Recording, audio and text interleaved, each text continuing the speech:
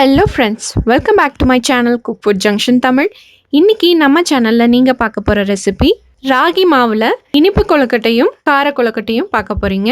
இது ரொம்பவுமே ஹெல்த்தியான ரெசிபி. ஒரு 15 நிமிஷத்தில் உங்களுக்கு இந்த ரெசிபி செஞ்சு முடிச்சிடலாம். இந்த ரெசிபியை இப்போ எப்படி செய்யறதுன்னு பார்க்கலாம். ஃபர்ஸ்ட் நான் இங்கே ஒரு கடாயை ஹீட் பண்ணியிருக்கேன். அதில் 2 டீஸ்பூன் அளவுக்கு நெய் சேர்த்துருக்கேன். நெய் சூடானதுக்கு அப்புறமா நான் தேங்காயை சின்ன சின்ன பீசஸாக கட் பண்ணி வச்சிருக்கேன். அதை இதில் சேர்த்துக்கிறேன். சேர்த்துட்டு இது நல்லா லைட் கோல்டன் ப்ரௌன் கலர் ஆகிற வரைக்கும் நல்லா வறுத்து எடுத்துக்கணும். சாப்பிடும்போது உங்களுக்கு கிரன்ச்சியாக கிடைக்கும். இது இனிப்பு கொழுக்கட்டைக்காக நான் செய்யறேன். இதுலயே கூட நீங்க முந்திரி பருப்பு இல்லைன்னா பாதாம் ஏதாவது நட்ஸ் இருந்ததுன்னா கூட சேர்த்து வறுத்து எடுத்துக்கலாம். இப்போ இது பாத்தீங்கன்னா லைட் கோல்டன் ப்ரௌன் கலர்ல ஆயிடுச்சு. இதை அப்படியே எடுத்து வச்சிடலாம் ஒரு பிளேட்ல.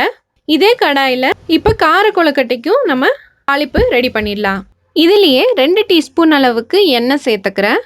எண்ணெய் கொஞ்சம் சூடானதுக்கு அப்புறமா அதுல 1/4 டீஸ்பூன் அளவுக்கு கடுகு சேர்த்துக்கிறேன். கடுகு நல்லா பொரிய ஆரம்பிச்சதுக்கு அப்புறமா இதுல 1/2 டீஸ்பூன் அளவுக்கு சீரகம், கூடவே 1 டீஸ்பூன் போல் கடலைப்பருப்பு, 1 டீஸ்பூன் போல் உளுந்தப்பருப்பு, இது ரெண்டையுமே சேர்த்துட்டு நல்லா வறுத்து எடுத்துக்கணும். வறுத்ததுக்கு அப்புறமா இங்கே பொடியாக கட் பண்ண சின்ன வெங்காயம், பொடியாக கட் பண்ண தேங்காய், பொடியாக கட் பண்ண வரமிளகா, அப்புறம் கொஞ்சமாக கருவேப்பிலை, அதையும் பொடியாக கட் பண்ணி வச்சுருக்கேன். இது எல்லாத்தையும் சேர்த்துட்டு நல்லா வதக்கி எடுத்துக்கணும். இவ்வளோ தான் நம்ம கார கொழுக்கட்டைக்கு சேர்த்த போகிற தாளிப்பு பொருட்கள்.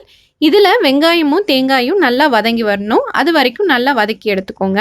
இப்போது வெங்காயமும் தேங்காயும் நல்லா வதங்கினதுக்கப்புறமா இந்த ரெசிபிக்கு தேவையான அளவு உப்பு சேர்த்துக்கிறேன். இந்த ரெசிபிக்குன்னா உங்களுக்கு மாவு எவ்வளோ எடுத்து வச்சுருக்கீங்கன்னு தெரியும். ஸோ அந்த அளவுக்கு நீங்கள் இதுலேயே உப்பு சேர்த்துக்கலாம். சேர்த்துட்டு நல்லா வதக்கி விட்டுட்டு ஒரு 2 மினிட்ஸ் கழித்து ஆஃப் பண்ணிடலாம். இப்போ நம்ம கார கொழுக்கட்டைக்கும் தாளிப்பு ரெடி ஆகிடுச்சு. அடுத்து இங்கே பார்த்தீங்கன்னா நான் இந்த மிக்சிங் பவுலில் வறுத்த ராகி மாவு 1/2 கப் அளவுக்கு எடுத்து வச்சுருக்கேன்.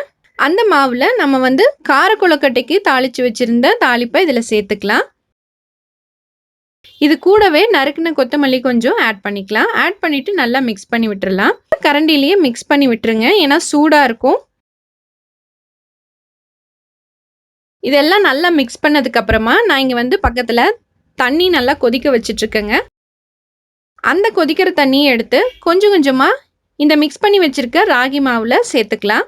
சேர்த்துட்டு நல்லா மிக்ஸ் பண்ணி விட்டுட்டே வாங்க.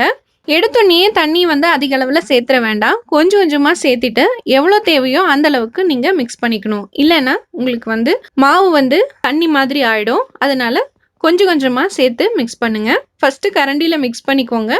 எல்லாமே நல்லா மிக்ஸ் ஆனதுக்கப்புறமா நீங்கள் கையை யூஸ் பண்ணி மிக்ஸ் பண்ணிக்கலாம். இப்போ இது கொஞ்சம் கொஞ்சமாக தண்ணி சேர்த்து நல்லா மிக்ஸ் பண்ணதுக்கப்புறமா இந்த அளவுக்கு ஆயிருக்குங்க. நான் இப்போ கை யூஸ் பண்ணி நல்லா மிக்ஸ் பண்ணிக்கிறேன். இப்போ இந்த அளவுக்கு மாவு பிசைஞ்சு எடுத்துக்கணும். கொஞ்சம் கையில் ஒட்டுற மாதிரி தான் இருக்கும். ஆனாலும் நீங்கள் இந்த அளவுக்கு பிசைஞ்சு எடுத்துக்கோங்க. அப்போ தான் உங்களுக்கு கொழுக்கட்டை நல்லா சாஃப்டாக கிடைக்கும். ஸோ இது ஒரு பக்கம் இருக்கட்டும். அடுத்தது பார்த்தீங்கன்னா நம்ம ஸ்வீட் கொழுக்கட்டைக்கு மாவு ரெடி பண்ணி வச்சிடலாம்.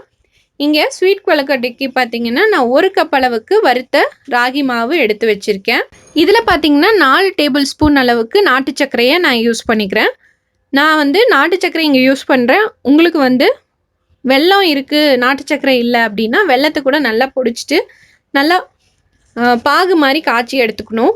அப்போ தான் நம்மளுக்கு வடிச்சிட்டு இதில் யூஸ் பண்ண முடியும். அப்படி மண் குப்பை இல்லாமல் இருக்கிற வெல்லமாக இருந்தால் நல்லா பொடி பண்ணிவிட்டு இதில் ஆட் பண்ணிக்கோங்க. நாட்டு சர்க்கரையை சேர்த்ததுக்கப்புறமா நெய்யில் வறுத்து வச்சுருந்த தேங்காயை இதில் ஆட் பண்ணிக்கலாம். தேங்காயை ஆட் பண்ணிவிட்டு நல்லா மிக்ஸ் பண்ணி விட்டு இதுலேயும் நீங்கள் கொதிக்கிற தண்ணி தான் ஆட் பண்ண போகிறீங்க. இதுவும் கொஞ்சம் கொஞ்சமாக ஆட் பண்ணுங்கள். ஏன்னா சர்க்கரை இருக்கிறதுனால உங்களுக்கு அதுவும் இலகி வரும். ஸோ தண்ணி பார்த்துட்டு தேவைப்பட்டால் மட்டும் ஆட் பண்ணிக்கோங்க. இல்லைன்னா நீங்கள் தண்ணி நிறையா யூஸ் பண்ணிட்டீங்கன்னா இது ரொம்ப சர்க்கரையும் கரைஞ்சி இதுவும் உங்களுக்கு சாகி ஆகிடும். அதனால் கவனமாக சேர்த்துக்கோங்க. இதுவே வெல்லம் சேர்க்குற மாதிரி இருந்தால் நீங்கள் வெள்ளைப்பாகை செய்ய சொன்னேன் இல்லையா, வெள்ளைப்பாகை ஊற்றி நல்லா மிக்ஸ் பண்ணிவிட்டு மறுபடியும் தண்ணி தேவைப்பட்டால் மட்டும் நீங்கள் சுடுதண்ணி ஆட் பண்ணிக்கலாம். இப்போ இது நல்லா மிக்ஸ் பண்ணியாச்சுங்க. இதுவும் நல்லா கையில் ஒட்டுற அளவுக்கு இருந்தாலும் ஓகே. இந்த ராகி மாவை பொறுத்த வரைக்கும் கொஞ்சம் இலக்கமாக மாவு பிணைஞ்சிங்கன்னா மட்டும்தான் நல்லா சாஃப்டாக கிடைக்கும். அதுவும் சுடுதண்ணி ஊற்றி பிணையணும். இல்லை அப்படின்னா உங்களுக்கு கொழுக்கட்டை ஹார்ட் ஆகிடும். இப்போ இது ரெண்டுமே மாவு ரெடி பண்ணியாச்சு. நான் இங்கே இட்லி பிளேட்டில் எண்ணெய் தடவி வச்சுருக்கேங்க. அதில் நம்ம இப்போ ரெடி பண்ணி வச்சுருக்க மாவை இந்த மாதிரி பிடிச்சு வைக்கலாம்.